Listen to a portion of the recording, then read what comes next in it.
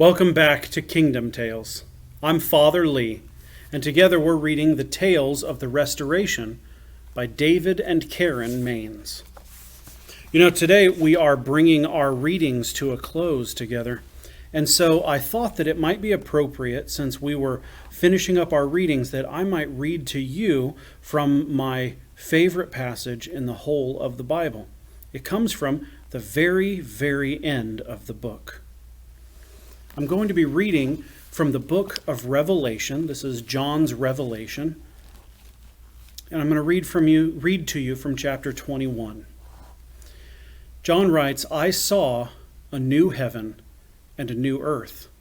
For the first heaven and first earth had passed away, and they were no more. And I saw the holy city, the new Jerusalem, coming down out of heaven from God, prepared like a bride adorned for her husband. And I heard a loud voice from the throne, saying, 'Behold, the dwelling place of God is with us, and he will dwell with us, and we will be his people, and God himself will be our God.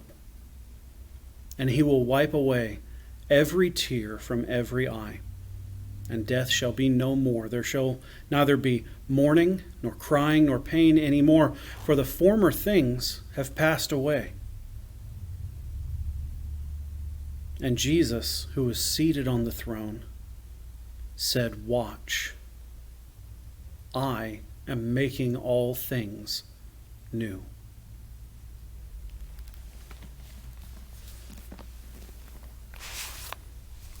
Our story today is the Great Celebration.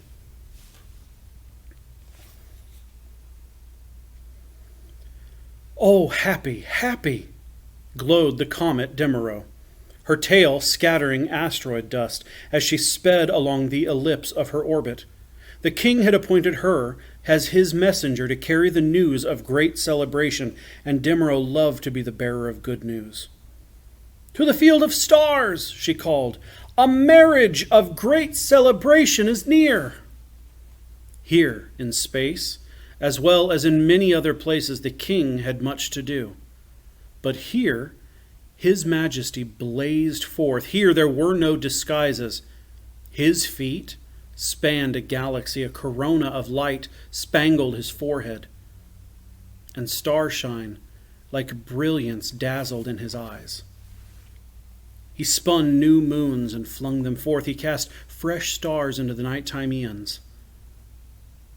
When things were disappointing down below, solace was here in these acts of creation, and once spun into being, these created things stayed ordered.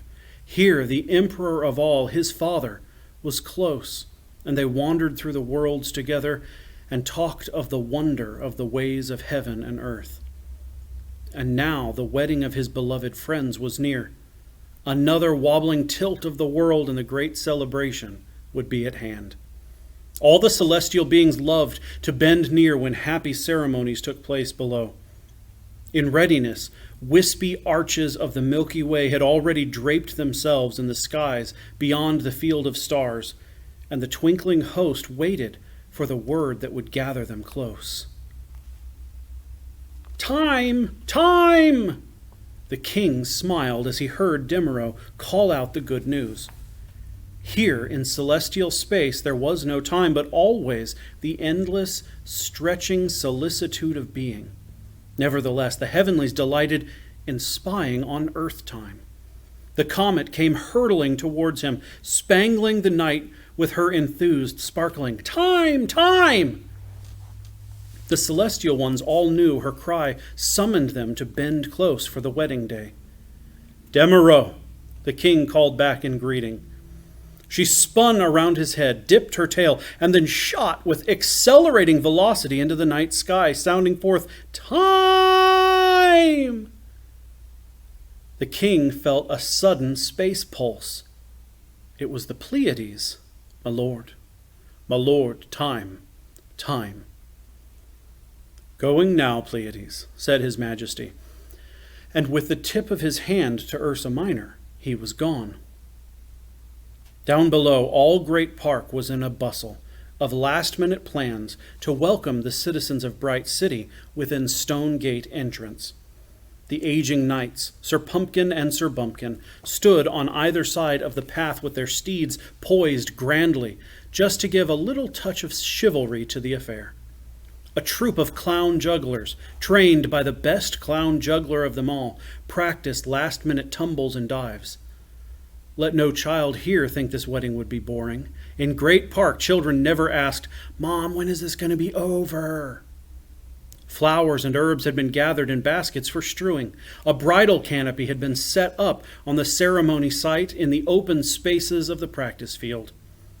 While bees practiced their best buzzing, birds ran through trilling scales, striped tents were pitched along forest paths and in meadows for overnight guests.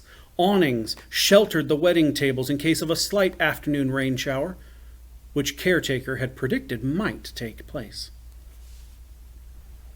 A pile of terry cloth towels for each guest, a young woman ordered for her helpers. It was Cleone, the girl once named Dirty, now in charge of guest housekeeping, and put some elbow grease into that. Outside each tent, her helpers carefully placed a basin and a bar of soap for those who wished to take a dip in the chill duck pond, where even now waddling ducklings followed their mother for an early morning paddle. Caretaker himself was splendidly garbed for this wedding. His white hair and beard had been freshly barbered, and he was up early, tending to last-minute details in the park.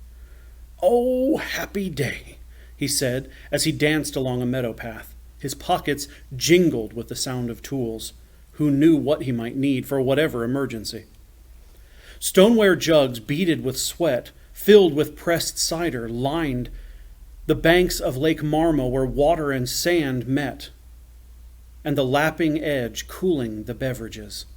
Meanwhile, everyone agreed that the chief baker had outdone his own genius, with towering baskets of still warm, yeasty, fresh bread covered in white linen cloths. Brioches were ready, twisted braid loaves, melted cheese muffins, and popovers.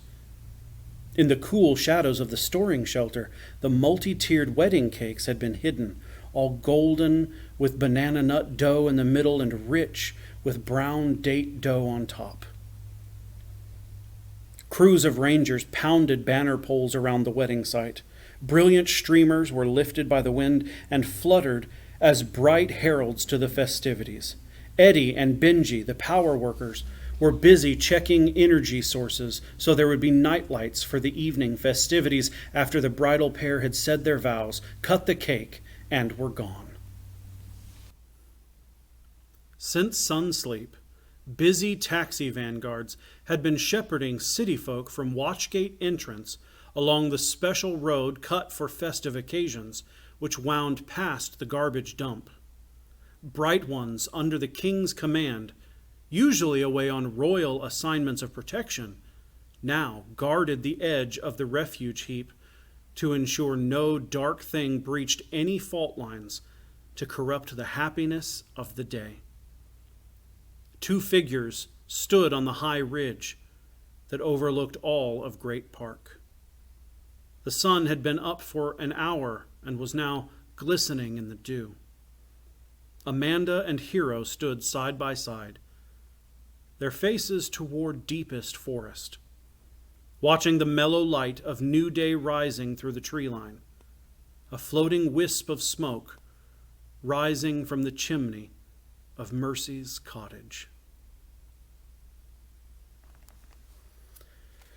"So," said Amanda, teasing just a little, "how goes this wedding morning for you?" "It goes well." He heard the slight challenge in her voice. "And you were right, you know." "Oh, right about what?" Her voice rose. Amanda loved being right about anything. "You were right about my, how'd you put it? My loving what I couldn't have and not loving what I could have, which is far better for me than the love I did love." She was silent, but without turning to look at her, he knew the old insolent grin was on her face. "Stop smirking." He pushed her side with a sharp jab of his elbow. Amanda particularly loved being right when Hero was wrong. At that moment, the ranger horns blasted, "Cree, cree," And the morning watch cried, "All goes well! The world goes well!" He suddenly remembered the time when a faithless ranger had set fires in the forest, and the two of them, children still, had struggled alongside firefighters, cutting breaches in the underbrush and setting backfires. Hero recalled how terrified he had been of the flames. Amanda. She was silent, but he continued, "Because you were right. Just to make me feel better about you always being right, I wonder if you would give me a gift. A boon, a bridegroom boon, please, for my marriage day." She laughed finally and faced him, and he remembered how often one heard Amanda before seeing her. "Any gift if I can, bridegroom, sir, but hurry before I change my mind." He turned, faced her, and took her hand. "Friendship. That's all. Promise me your lasting friendship." The horns blared again. It was time for Hero to return to Ranger Command Post, there to make ready and wait for the king and the wedding merrymakers. "Gotta go," he said, and turned, but she caught him and grasped his hand in the ranger clasp, and this time she moved quickly, tucked her foot behind his ankle, and tripped him. Bested again. Lying low, he grabbed her ankle, but she was laughing so loudly he couldn't help but laugh along. "Friendship," she gasped between chortles. "That I can give, and always have given you gladly, for good and old time's sake." Cree, cree. With that blast, Hero was up and off. Mid-afternoon high would be near soon enough, and running down the trail he could still hear Amanda laughing, and it gladdened him, and seemed to gladden the already happy world. In Mercy's cottage, Thespia was almost ready. Her dress, bright with gold and plum and crimson stripe, was low in the bodice and puffed in the sleeves above her elbows. The blouse of the dress was rucked and tucked, gathering at the waistline, which flared in a graceful circle to the hem. A posy of winding ivy and lilies tied with streaming satin ribbons waited in a white ironstone pitcher. When Amanda entered, Mercy was just placing the bride's garland on Thespia's full, curling, strawberry blonde hair. Beautiful as the player was, she had never been more beautiful than at this moment as a bride. "Like it?"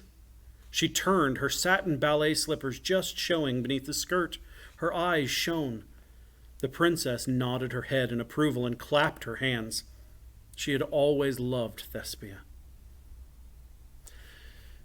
"And how is the bridegroom this morning?" Mercy asked. "You mean Hero?" Amanda responded, as though there could be another.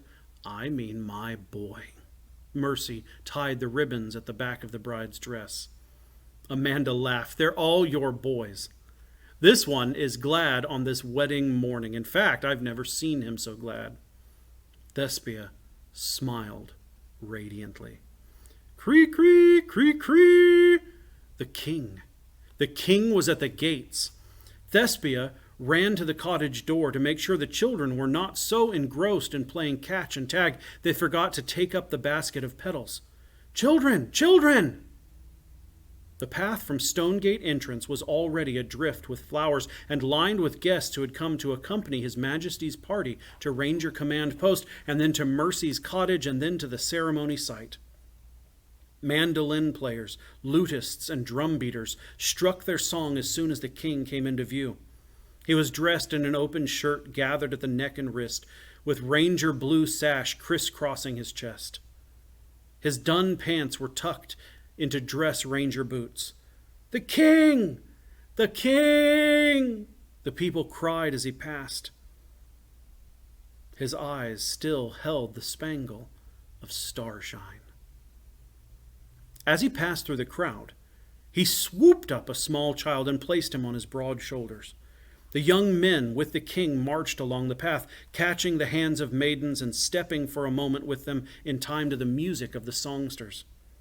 Boys did handsprings and cartwheels as the procession journeyed on. A young woman began to sing the song of the king. From watchtower to watchtower, the song echoed. Cooks putting joints into ovens, and women still gathering herbs for strewing, and the bride waiting for her bridegroom, all heard the glad words and began to sing along.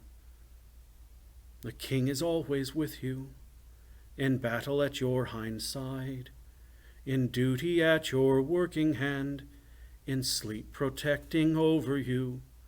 In love he is your heart song, the king, the king. The procession came to Ranger Command Post. Is there a bridegroom ready, or is he still in bed? Hero came to the door, tall in his ranger dress blues. I'm not sleeping.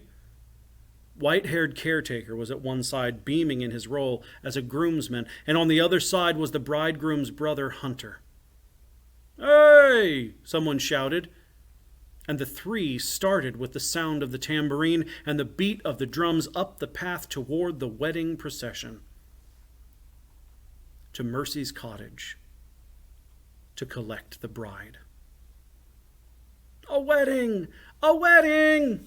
Children cried, not forgetting their jobs. From the baskets over their arms, they strewed flowers and fragrant herbs and leaves of low-growing plants along the path before the bridegroom to the gate of Mercy's cottage. And here the king cried again, Is there a bride ready?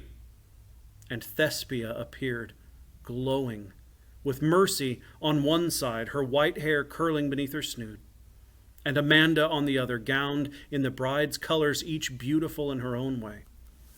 Your Majesty, the three said together and curtsied low. The young men in the wedding party clapped, the tambourines jangled, and Hero stepped forth to take the hand of the one he would promise to stay beside him for life. The guests had gathered on practice field and waited until the bride and groom in the wedding procession halted beneath the canopy. Isn't she beautiful, Ruthie?